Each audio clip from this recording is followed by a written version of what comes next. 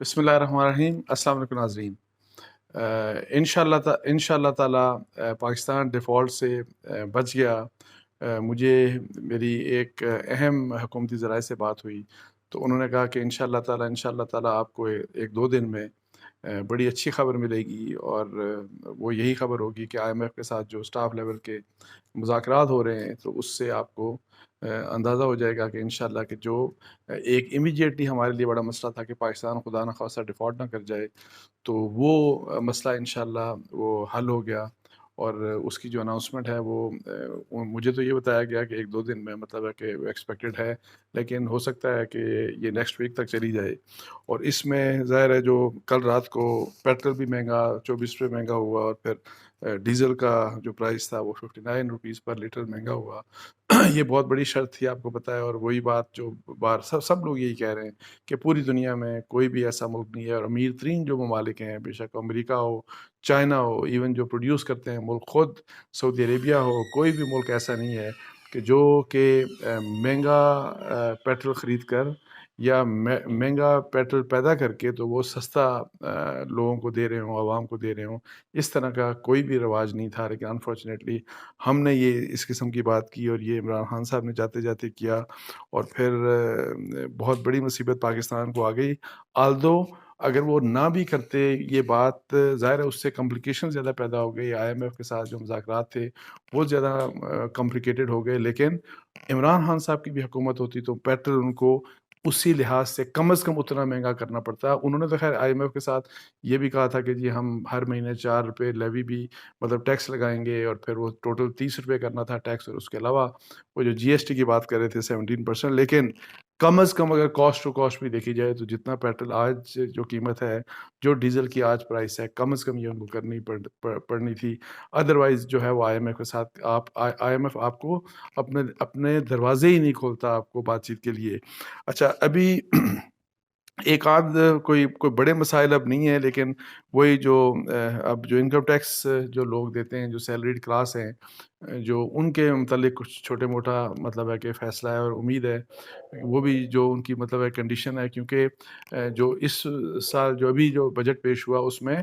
جو پہلے last year جو انڈیویجول ٹیکس دیتے تھے ان کا وہ ٹیکس تھوڑا سا کم کیا گیا تھا، اور وہ کوئی 40-50 ارب روپے، جبکہ آئی ایم ایف کہتا تھا کہ جی آپ کو یہ ٹیکس ان انڈیویجول سے سیلریڈ کلاس کے جو لوگ ٹیکس دیتے ہیں ان کے آپ ٹیکس کو بڑھائیں، لیکن انہوں نے کم کر دیا تھا۔ سو وہ یا تو برابر کرنا پڑے گا یا تھوڑا سا بڑھانا پڑے گا، اور یہ لیکن مسئلہ یہ اب مسئلے مطلب ہے کہ باقی جو ہیں وہ چھوٹے مسئلے ہیں، لیکن یہی والی بات جو اچھی بات ہے وہ یہی والی بات تھی جو میں نے آپ کو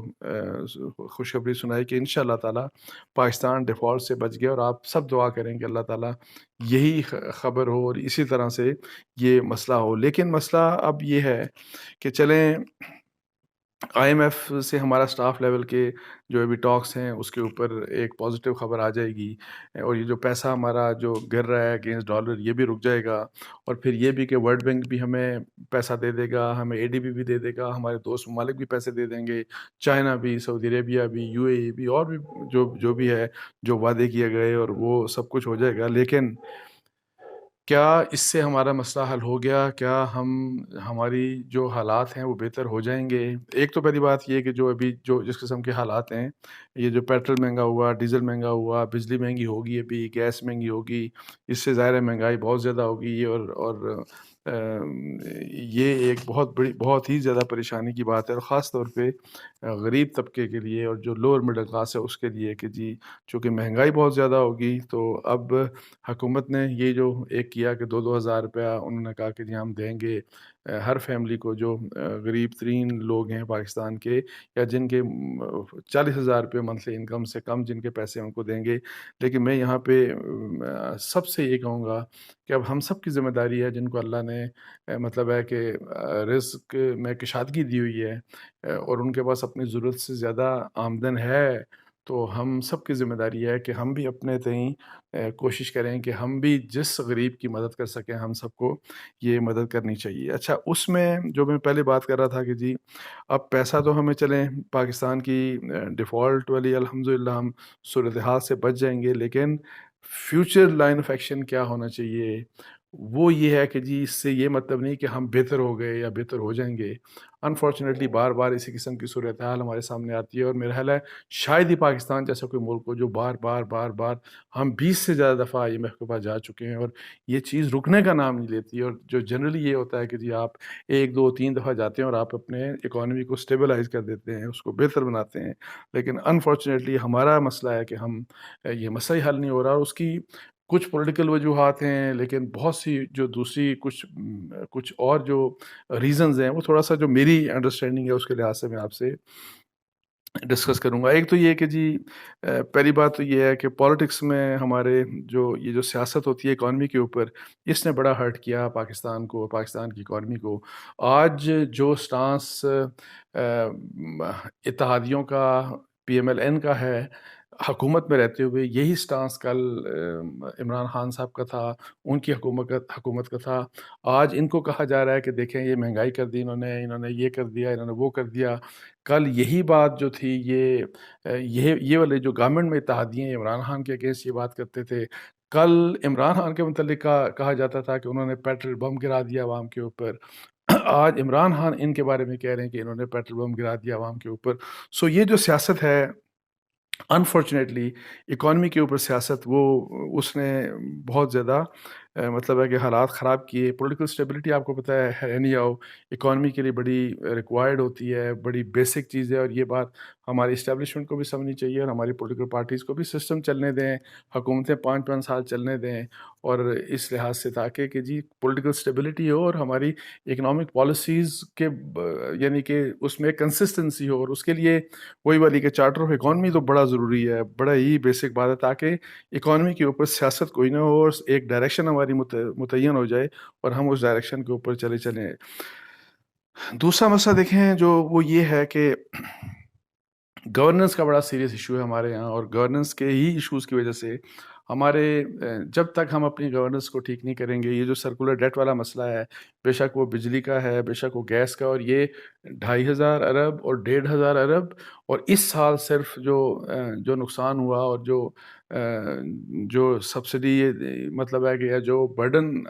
ٹیکس پیئرس کے اوپر پڑا، صرف بجلی کے جو نقصان ہوا وہ کوئی 1100 ارب روپیہ اس سال کی بات ہے۔ اب مجھے بتائیں کہ کتنے امیر سے امیر ملک یہ افورڈ نہیں کر سکتا، تو ہم پتہ نہیں کس قسم کے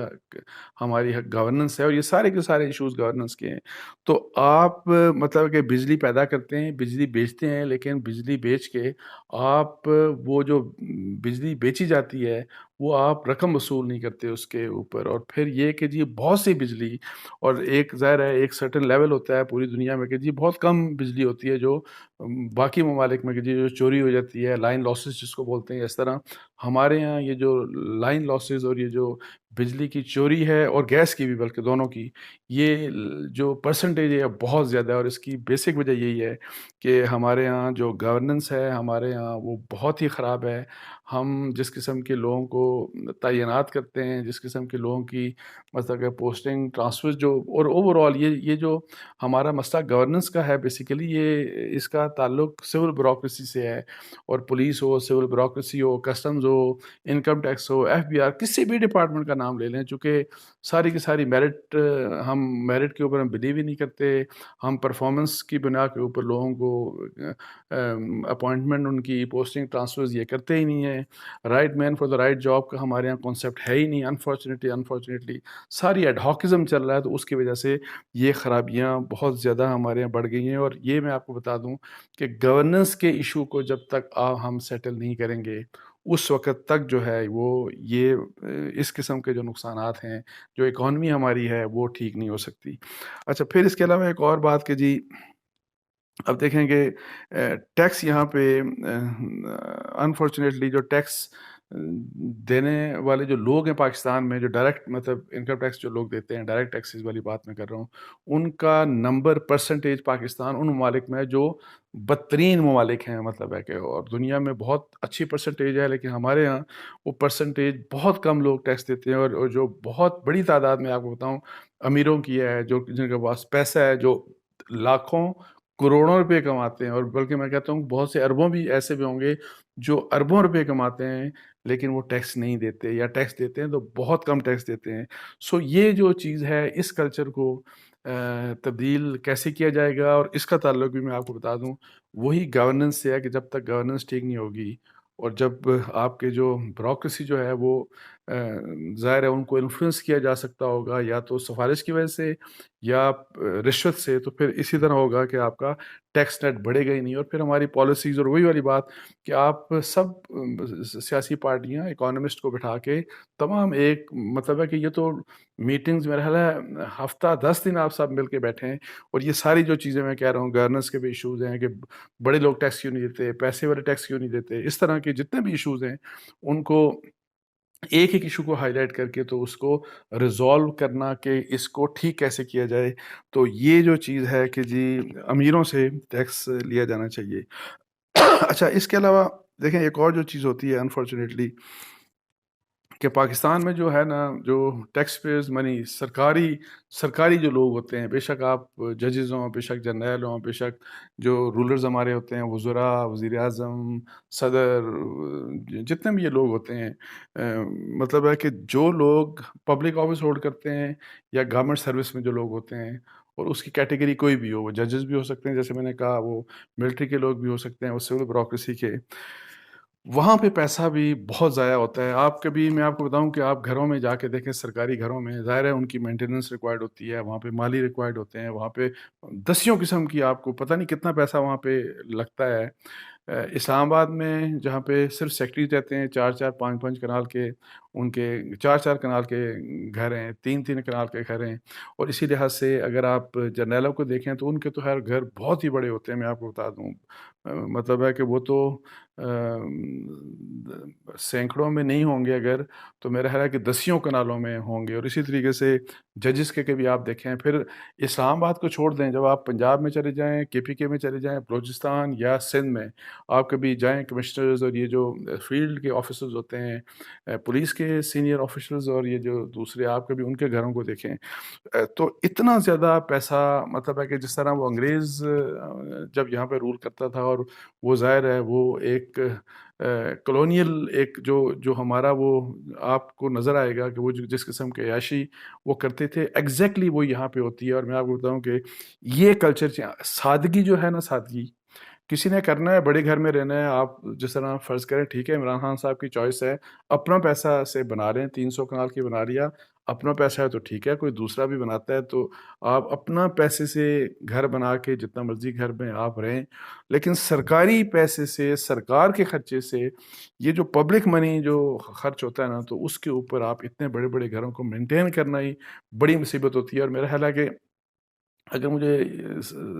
صحیح یاد ہے تو صرف لاہور ہائی کورٹ کے جو چیف جسٹس، ابھی مجھے نہیں پتا کہ شاید وہی سچویشن ہو، میرا خیال ہے وہی ہوگی، میرا جو یاد پڑتا ہے شاید کہ وہ 100 یا 200 کنال کا وہ گھر ہے وہاں پہ، جو ٹوٹل اس کی جو پریمیسز، وہ جو ٹوٹل پریمیسز ہے وہ 200 کنال کی ہے، تو مجھے خود بتائیں کہ کیسے،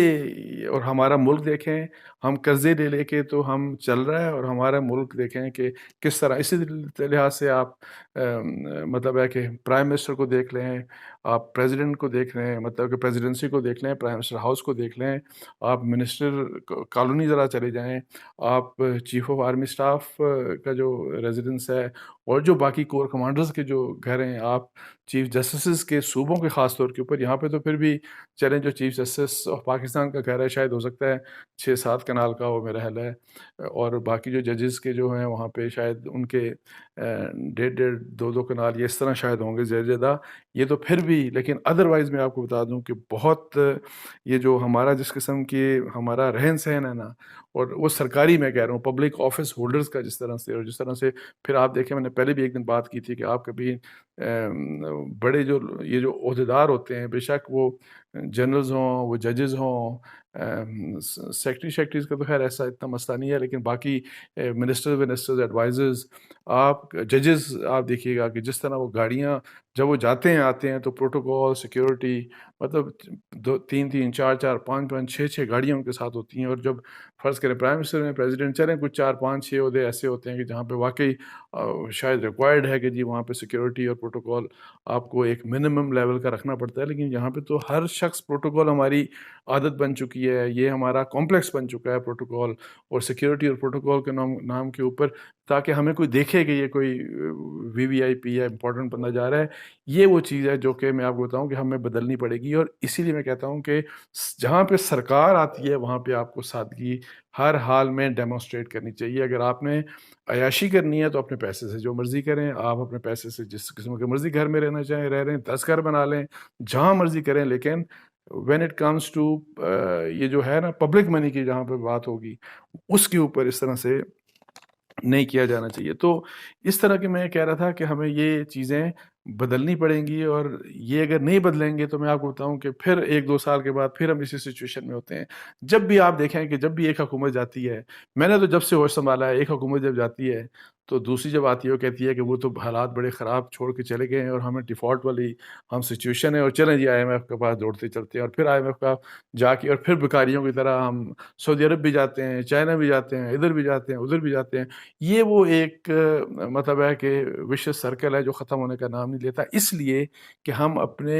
اپنی جو خرابیاں ہیں, جو بیسک فنڈامنٹلز جو ہمارے رانگز ہیں نا, جو ہمارے فنڈامنٹلز کے رانگز ہیں, ہم ان رانگز کو ٹھیک کرنے کے لیے تیار نہیں ہیں. تو اس لیے میں یہ کہتا ہوں کہ یہ چیزیں کریں, اور اسی سے پھر ہمارے ملک میں خوشحالی آئے گی. اسی سے اس ملک کا غریب جو ہے. اور پھر ایک اور چھوٹی سی آخر میں بات کر کے ختم کرنا چاہ رہا ہوں. اس میں ایک اور بات کی, جس طرح نیب کا ادارہ ہے نا, میں اس نیب کے میں بالکل خلاف ہوں. اکاؤنٹیبلٹی, یا تو اکاؤنٹیبلٹی کا ایک میکنزم ایسا لے کے آئیں جو اکراس دا بورڈ ہو, اور جہاں پہ مطلب ہے کہ کنکریٹ ایویڈنس کے بنیاد کے اوپر آپ لوگوں کے اگینسٹ پروسیڈ کریں اور سزائیں بھی دلوائیں. یہاں میں تو نیب نے پچھلے 20 سالوں میں مجھے بتا دیں اس نے کہ کیا کچھ کیا, ماس وائے بلیک میلنگ کے. اچھا,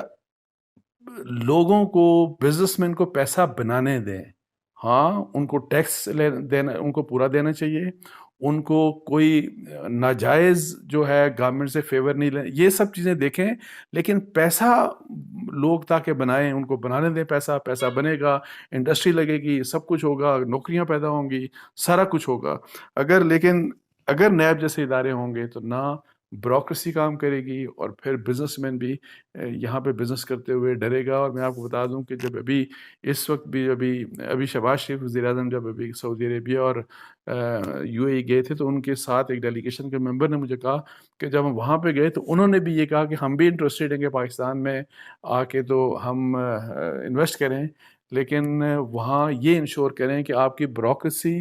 سے ہمیں مطلب ہے کہ وہ جس طرح تنگ کرتی ہے اس سے ہمیں کون بچائے گا. اور یہ نہیں کہ ہم بیوروکریسی کے جو انہوں نے آپ کو پتا ہے, وہ تو مختلف قسم کے مسائل میں آپ کو الجھا دیتے ہیں کہ آپ کو انویسٹمنٹ آپ کرنا بھی چاہیں تو آپ بھاگ جاتے ہیں. ایک تو بیوروکریسی سے کون بچائے گا, اور دوسرا یہ کہا گیا ہے کہ ہمیں نیب سے کون بچائے گا. وہاں تو آپ ہمارے اللہ کیس بنا دیں گے تو ہم کیا کریں گے. تو اس لیے جو ہے نا, یہ چیزیں جتنے بھی جو معاملات ہیں, ان کو یہ حکومت کی اور اپوزیشن کی اور جو ہمارے باقی اکانومسٹ ہیں, سب مل بیٹھ کے یہ ایک ایسا ان کے اوپر مطلب ہے کہ دیکھیں کہ مسائل کیا ہیں اور مسائل کا حل کیا ہے, تاکہ پاکستان اس مصیبت سے نکلے اور ہم خوشحالی کی طرف ہمارا سفر سٹارٹ ہو. اس کے ساتھ ہی مجھے اجازت دیجیے. جزاک اللہ. السلام علیکم ورحمۃ اللہ.